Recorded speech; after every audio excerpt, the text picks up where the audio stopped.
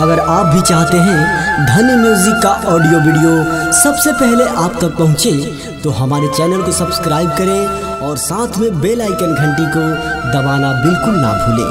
Presented by धनी music.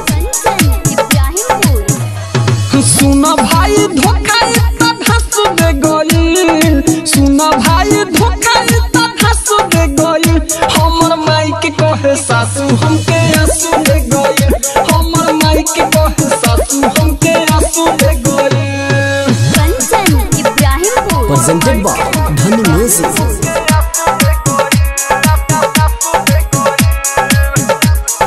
हाँ समझे न पैनी ओकर असली इरादा, घाव बड़ी याद हमके दिले बाई दादा। हाँ समझे न पैनी ओकर असली इरादा, घाव बड़ी याद हमके दिले बाई दादा।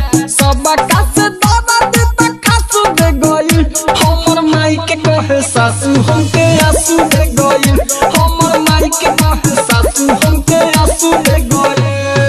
कंचन इब्राहिमपुर। प्रेजेंटेड बाय धनी म्यूजिक। हाँ निंदिया नया बता दे अखिया में भाई रे, बेकदम बेदर्द के दिहली रुलाई रे। हाँ निंदिया नया बता दे अखिया में भाई रे, मम्मा पादा कास के दिहली रुलाई रे।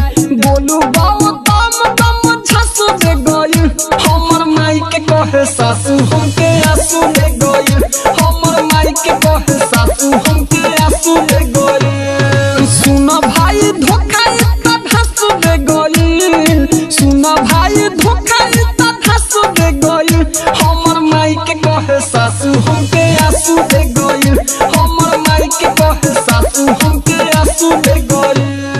प्रेजेंटेड बाय धनी म्यूजिक। Recording studio.